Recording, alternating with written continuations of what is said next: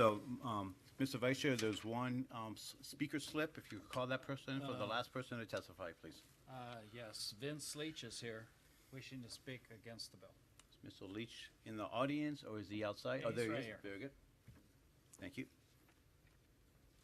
Introduce yourself, please, and tell us why you asked to speak. Thank you, Mr. Chairman, members. Vince Leach, representing LD 11, which is starts in Maricopa and runs diagonally down to through Arizona City. Piece of Casa Grande, share with Senator Pratt, on down to Marana, Oro Valley, Eagle Crest, and SaddleBrooke. Specifically, members, I'm here representing those taxpayers that are working today, paying the taxes that you've been hearing about, that have asked me to testify, in against this bill. And let me just lay out a little bit of history, being cognizant of the time and the number of bills that you have on committee. When I started running in 2013, I ran and came up with a mantra that I think I stole from somebody here. I think it was former President Bob Burns, that said he would be a guardian of tax money, not a grantor of tax money. So going forward with that, I've tried to stay with that in my system of considering bills, and looking at this. Everybody seems to operate, and we operate occasionally, in a silo. We look at this program and we look at that program and various programs, and we all, believe that our program is best. But what this could do at the end of the day to the taxpayers, and while the taxpayers that I represent, and nearly 50% of the votes that come in my district come from Marana and Oro Valley. Marana's tax will go with this increase to 8.6%. Marana has a unique situation, not foisted on them by themselves. The material that you spray on airplanes for de-icing has a bad actor in it, and somehow it got into the water system from Davis-Monthan and has spoiled two wells. I am being told by the city of Marana that that's going to cost about $15 million to repair. They don't have the luxury of waiting for the federal government or DOD to fix this problem. They have to fix it. That will add about they're forecasting about 0.4% that they will have to add. That will put them at 9%. Oro Valley, right next to where I live, will be moved up with this tax to 9.1. Sahuarita, outside of my area, Senator D'Alessandro represents that area, will be going to 8.6. South Tucson, with this increase, will go to 11.6%. Think about that, 11.6%. And Tucson will go to 9.2.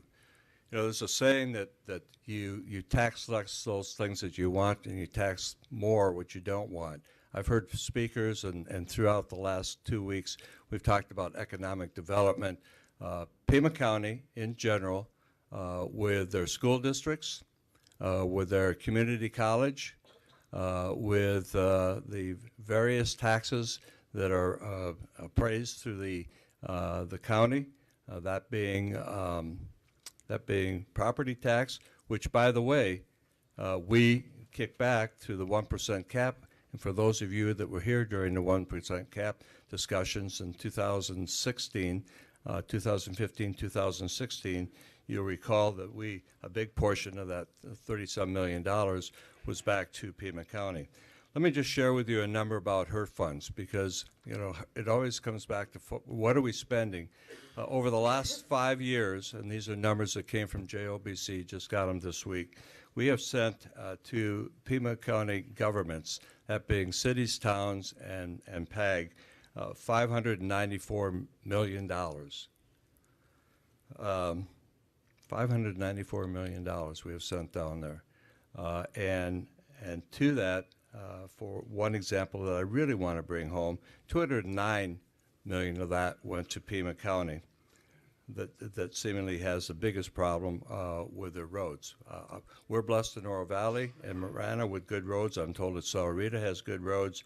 Tucson is taking a 5-year bond, $250 million bond, of which 40% will be directed to roads. They are already on it. I found it concerning, though, that in a memo from the county manager to his staff and to the supervisors down there, that fully a third of the HERF monies that are being distributed to the county of Pima are going to pay off a 1997 debt. I would submit to you that those potholes and those cracks in the roads that were fixed in 1997, 98, 99 are probably due, but we're still paying on that. My taxpayers are still paying on that debt. It was mentioned earlier by an earlier speaker, and so I'll just touch on it briefly. There's a total outstanding debt of $1.7 billion with all the counties within the state of Arizona. The county of Pima has 1.2 billion of that, a billion in revenue bonds and 200 million in general obligation bonds. If you heard from the speakers that were against it, they're saying enough. They've sent messages, strong messages. They reseated a board in Oro Valley in the last election because it went up in tax, and they made some. People are just, they're scared. They're scared because they don't know where the next tax increase is coming from, and it's a problem, and that's why I'm here speaking against it. I will say I found it interesting as we went through this process, and you probably more than I, but I was heavily involved in because it's in my district. We have 5 mayors on the RTA board. None of them have signed in. We have 2 tribes that are on that board. None of them have signed in. 4 are against or neutral. We have 1 state transportation board. I understand that person was up here last week. 1 director that has not signed in. What we will do if this goes through is the taxpayers of Pima County will be paying for potholes twice. For the money that should go into her funds to fix that pothole through her funds, and the money that will have to go through HERF. We're paying for it twice. Taxpayers of Tucson and Marana and Oro Valley and Sahuarita and Vail, even though it's not incorporated. In fact, those of Pima County don't want to pay tax twice to fix the same pothole. They just want their dang potholes fixed. And with that, I would stand for any questions, Mr. Chairman. Thank you, Senator Leach. Members, any questions for Senator Leach on 2109, not anything else? You're kind, Mr. Chairman. You're kind. Senator, go ahead. Mr. Chairman, Senator Leach, there was also some I think, if not direct, veiled allegation that the funds that have been accumulated through debt by Pima County or other funds that have been appropriated have been redirected from the purpose for which they were intended, shall we say even misused. Do you have an opinion on that? I have, Mr. Chairman, Senator Farnsworth, I do have an opinion on that, and that is an opinion. I don't have factual information I can give you, but we do know that we've got a wonderful soccer field. We're bringing in soccer tournaments, and to that end, that's good. But we know money is being deferred. We know a lot of money is being deferred into manpower.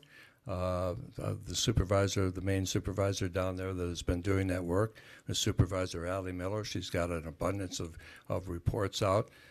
Some of the money that was directed, you may remember, for those of you that were here in my freshman year, we ran a bonding bill for cities and counties that would demand that you spent the money where you said that you would spend the money within the taxing pamphlet.